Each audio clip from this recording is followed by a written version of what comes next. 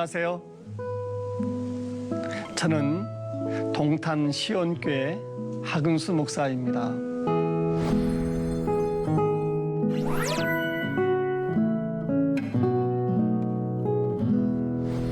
제 부모님이 북한에서 1.4.5태 때 이제 배를 타고 안면도라는 충청도 저 끝자락에 있는 그 섬으로 피난을 가셨습니다. 거기서 저를 낳으셨기 때문에 저는 고향이 안면도가 된 것입니다. 피난민들 참 다 어려운 시절 보내셨지만 제 부모님도 거기 땅 있는 것도 아니고 가족 있는 것도 아니고 그 조그만 보따리 하나 가지고 피난 오셔가지고 6남매를 키우시느라고 참 고생들 많이 하셨죠. 어렵게 이렇게 사셨는데 거기다가 제가 중학교 3학년 때 제 아버님이 그만 사고로 쓰러지시게 됩니다. 6남매의 장남으로서 정말 눈앞에 캄캄했습니다. 고등학교를 갈 수 있을까 못 갈까 하는 그런 기로에 있을 때인데 고모님의 도움으로 고등학교는 진학을 했는데 문제는 고1 때 17세 때 이제 어머니와 우리 6남매를 책임져야 되는 가정의 그런 가장의 위치에 간다는 것이 참 힘든 일이었습니다. 가장의 책임감을 갖고 아침부터 일했고 열심히 정말 학교는 그냥 건성이었고 공부할 환경도 안 됐고 형편도 안 됐고 먹고 사는 것이 급급해서 고 1, 2, 3 열심히 일만 했던 기억이 있습니다. 한 가지 어렸을 때 제 아버지께서 늘 하신 말씀이 있으십니다. 근수야, 사람은 말이다. 인사를 잘해야 된단다. 정말 인사를 잘하거라. 그리고 또 한 가지, 꼭 음식은 나누어 먹어라. 이 말씀을 참 많이 하셨습니다. 뭐 일종의 가정교육이랄까요? 그렇게 제가 교육을 아버지한테 받으면서 어린 시절을 보냈습니다. 그렇게 어린 시절을 보냈고 고 1학년 때 소년 가장이 돼서 고1, 고2, 고3을 어렵게 지나갔습니다. 고등학교를 마치고 본격적인 이제 사회 그 직업 전선에 뛰어들었습니다. 그렇게 열심히 일을 하다가 제가 20살 초반 때 서울에 갔다 올 일이 있었는데 서울에서 시골 내려가는 준고속버스입니다. 그 버스를 탔는데 제 옆에 제 또래 20대 초반에 정말 시골스러운 생머리에 머리를 이렇게 내린 순박한 소녀 같은 아가씨가 제 옆자리에 타게 됐습니다. 제가 워낙 그 말주변도 없었고 또 말을 거는 용기도 없었기 때문에 그저 옆에 탄 아가씨와 묵묵부답 말 한마디 못하고 한참을 달려오다가 휴게소에 차가 섰습니다. 해가 뉘엿뉘엿 넘어가는데 배가 참 고팠어요. 빵과 제 우유를 샀습니다. 빵과 우유를 먹으려고 할 때 제 아버지 가르침이 기억났습니다. 근수야, 음식은 나누어 먹어야지. 인사를 해야지. 그 말씀이 생각이 나서 제 옆에 있는 아가씨에게 정말 용기를 내서 막 더듬어가면서 빵 좀 잡숴보시라고 그렇게 말을 띄어서 빵을 보냈는데 이 아가씨는 처음 오는 남자가 주는 빵을 먹을 리가 없죠. 깜짝 놀라면서 괜찮습니다. 정중히 거절을 했습니다. 어쨌든 그렇게 해서 말문이 트였어요. 그래서 한마디 두마디 하다 보니까 공통점을 발견했습니다. 예수 믿는 자매님이었습니다. 얼마나 반갑던지요. 예수 믿는 형제인 저를 안 자매님은 형제님이셨군요. 이렇게 말씀하셨어요. 저도 자매님이셨군요. 이렇게 인사가 됐습니다. 제 고등학교를 졸업하고 시골에 있을 때 제 초등학교 동창 여자아이가 저를 전도해 주었거든요. 제가 너무 불쌍해 보이더래요. 친구들은 뭐 대학도 가느라고 또는 직장을 잡아 다 도시를 나갔는데 저 혼자 시골에 안면도에서 참 외롭고 고독하게 있는 것을 보면서 제가 불쌍해 보여서 저를 교회로 전도했다고 그렇게 말했습니다. 저는 그래서 예수 믿는 청년 형제가 된 것이었죠. 이 아가씨하고 예수 믿는 이야기를 하고 나니까 얼마나 많이 편해지든지 서로가 자기를 소개했습니다. 이 자매가 자기를 소개하기를 형제님 저는요 말리포 앞바다 옆에 있는 조그마한 초등학교 소원면 소원 초등학교 교사입니다. 이렇게 인사했습니다. 어쨌든 제 아버님의 가르침 따라서 용기 있게 빵을 나누어 먹고 인사하다가 만났던 이 아가씨 자매님이 결국 나중에 이것이 인연이 돼서 제 아내가 되죠. 제 아버지의 가르침, 인사와 나눈 두 마디가 제 인생을 바꿔놓았고 평생의 반려자를 만나게 해 주었던 것입니다. 그리고 나서 저는 장가 들고 저는 대학을 가게 됩니다. 신학교 4학년 때 수원의 화장터라는 곳, 그 벌판에 교회를 세우게 됩니다. 집도 없고 사람도 없고 정말 황량한 벌판이었습니다. 아내와 둘이 조그만 열대평 독립가옥에 있는 지하를 빌려서 그것도 무상으로 그냥 빌려주셨습니다. 사람이 없는 곳이니까요. 의자 3개 놓고 그렇게 아내와 둘이 눈물로 십자가를 세웠습니다. 열심히 인사했습니다. 다니면서 상가에 나가서 과일집 아주머니, 생선집 아저씨, 세탁소 뭐 등등 열심히 인사하다 보니까 그것이 이미지가 좋아졌고 저 개척교회 전도사 참 인사성이 밝다 이렇게 소문도 났고 또 교인이 한 명 한 명 오시기 시작했습니다. 그 교회가 오늘날 동탄 시온교회가 됐습니다. 지 교회의 표가 아버님의 가르침을 따라 인사만 잘해도 먹고는 산다. 이게 지 교회의 표가 됐습니다. 아버지의 가르침, 인사와 나눔이 저한테는 참 정말 제 인생을 바꿔 놓은 것이 됐죠. 교회를 개척해 놓고 첫 달부터 교인도 없는데 방송 선교사에 지원해서 한 달에 2만 원, 3만 원이지만 개척교회 때부터 방송 선교비를 보냈습니다. 개척교회부터 학교 주변에 고등학교 찾아가서 장학생을 추천받아서 액수는 작지만 장학금을 전달했습니다. 개척 초창기에 선교사님 한 분을 또 소개받아서 선교비를 보냈습니다. 곧이어 또 다른 선교사님 소개받고 2명, 3명 선교사를 우리가 후원했습니다. 이렇게 오늘날 동탄 시온교회가 이루기까지 인사와 나눔 작은 거지만 열심히 실천했습니다. 그렇게 목회해 오던 중에 한 번은 월드비전에서 제안이 왔습니다. 박은수 목사님 한번 아프리카에 한번 가보시지 않겠습니까? 저도 선교가 뭔지는 잘 몰랐지만 늘 마음속에 선교해야지 또 나누어야지 인사해야지 이런 마음이 있었을 터라 제가 흔쾌히 한번 가겠습니다 해서 2016년도에 모잠비크를 가게 됩니다. 그래서 많은 걸 보고 듣고 배웠죠. 그것이 감동이 돼서 그 다음에 2017년도에 말라위를 가게 됐습니다. 모잠비크와 말라위를 가기 전에 감사했던 것은 제가 서울 한강 그 옆에 있는 양화진 선교사 묘역을 가본 적이 있습니다.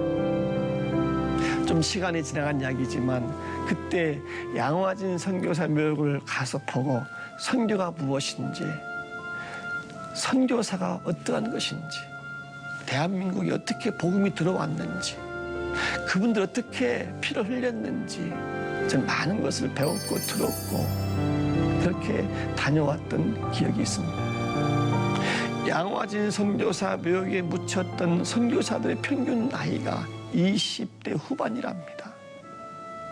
꽃도 피기 전에 20대 후반에 이 나라에 와서, 이 조선 땅에 와서, 미개한 나라에 와서 그들의 뼈를 묻고 피를 흘렸다는 사실이 충격적으로 다가왔습니다. 저는 하염없이 울었습니다. 왜 그랬을까? 그 미국의 좋은 환경 속에서 앞길이 환히 열려있는 그 좋은 조건을 마다하고 이 나라에 와서 뼈를 묻고 피를 흘렸을까? 저는 고마워서 울었고, 미안해서 울었고, 내가 부끄러워서 울었고, 죄송해서 울었습니다. 하염없이 울었습니다. 저는 양화진 선교사 묘역을 다녀온 그 주간 주일 설교 제목이 이거였습니다.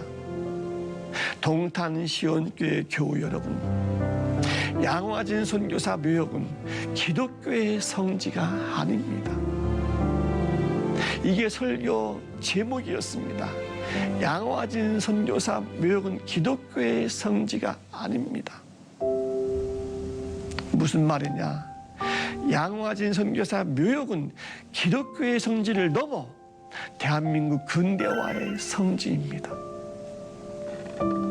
그 선교사들이 이 땅에 와서 글을 깨우쳐주고 세상이나 영어 성경을 한국말로 번역해서 한글을 깨우쳐주는 거예요. 양화진 선교사 묘역에 이렇게 글자가 써 있습니다. 조선인보다 조선을 더 사랑한 선교사. 그들이 와서 이 땅에 와서 글을 깨우쳐주고 학교를 세워주고 병원을 세워주고 문화를 깨우쳐주고 오늘날 대한민국의 이 근대화가 된 것이 바로 시초고 뿌리구나. 그래서 양화진 선교사 묘역은 기독교인만 가는 것이 아니라 거기는 대한민국 모든 국민들이 종교를 초월해서 모든 공무원들이 가야 되고 대한민국의 각 부처 장관들이 가야 되고 모든 국회의원들, 정치인들, 대통령 다 가봐야 된다. 왜? 거기는 오늘날 대한민국 근대화의 시초요 뿌리이기 때문에. 저 울면서 그렇게 설교했던 기억이 납니다. 너무나 고마웠습니다. 너무나 감사했습니다. 그런 마음 가지고 있을 때 월드비전에서 제안을 받은 거죠. 하근수 목사님, 한번 아프리카에 가보지 않겠습니까? 선뜻 가겠다고 말씀을 드렸고 그렇게 해서 모잠비크, 말라위 두 군데를 갔던 것이었습니다. 가서 보고 참 마음이 아팠습니다. 왜 이 땅은 왜 이렇게 어려울까? 왜 이렇게 못 살을까? 왜 이렇게 미개할까? 그럼 우리는 왜 이렇게 복을 많이 받았을까? 왜 이렇게 많이 누릴까? 우리가 잘나서일까? 우리가 잘해서일까? 많은 생각을 하게 됐습니다. 하나님, 이렇게 모잠비크에 와서 말라위에 와서 이 현장을 보게 하신 걸 감사합니다. 우리가 그렇게 힘들고 어려울 때 미국 선교사들이, 외국 선교사들이 이 땅에 와서 뼈를 묻고 피 흘리며 학교를 세워주고 병원을 지어주고 그를 깨우쳐 주었던 그들이 기억났습니다. 지금 이들에게 아프리카의 모잠비크 영혼들에게, 말라위의 우리 형제 자매들, 이들에게 하나님께서 너도 빚을 갚아라 라는 명령같이 들렸습니다. 제가 얼마나 무슨 일을 많이 할 수가 있겠습니까? 그죠? 같이 울어주고 같이 아파해주고 같이 기도해주면서 보내다가 왔습니다. 이제 저희 교회가 그래서 조그만 일을 하기 시작했습니다. 많은 선교사들이 계신데 그분들 우리가 아마 거의 100여 명 될 겁니다. 우리 동탄시원교회 교도과 함께 작은 마음을 나누죠. 작은 정성을 보내죠. 함께 기도로 후원하죠. 기쁘게 빚을 갚는 심정으로. 하나님이 우리 한국교회를, 우리 대한민국을 왜 이렇게 축복하셨을까? 이 시대에 옛날에 선교사들이 대한민국에 와서 그렇게 했듯이 그렇게 하라고 명령하는 것이 아닐까? 제 무언의 명령을 받고 그렇게 작은 거라도 그런 마음을 가지게 된 것이죠. 이제 제 교회가 곧 태국의 선교센터를 봉헌하게 됩니다. 그리고 아프리카 에스와트니, 옛날 이름은 스와질랜드죠. 조그마한 나라입니다. 거기 학교를 짓고 있습니다. 큰 것은 아니지만 그 마음을, 작은 정성을 그곳에 학교를 세워서 그 어린 아이들, 아프리카에 공부를 할 수 없고 정말 굶어서 먹을 것이 없는 그 아이들에게 희망을 주고 그를 깨우쳐주고 함께 공부하고 그런 조그만 공간을 만들어 보고 싶은 거죠. 우리 동탄시원교회 아이들은요, 저금통을 다 가지고 있습니다. 동전을 매일 넣습니다. 100원짜리 동전, 10원짜리 동전, 500원짜리 동전. 나도 벽돌을 함께 쌓겠다고, 나도 벽돌을 함께 봉헌하겠다고. 엊그저께 제 주일 예배 때 한 어린이가 이만한 저금통에 동전을 가득 채워서, 남는 공간은 지폐로 가득 채워서 정말 지폐 한 장 들어갈 수 없을 만큼 꽉꽉 채워서 가지고 왔더라고요. 얼마나 가슴이 뭉클했던지. 정말 귀한 마음, 하나님께서 이 마음 얼마나 기뻐하실까. 그런 마음 가지고 성도 함께 마음을 합하고 있습니다.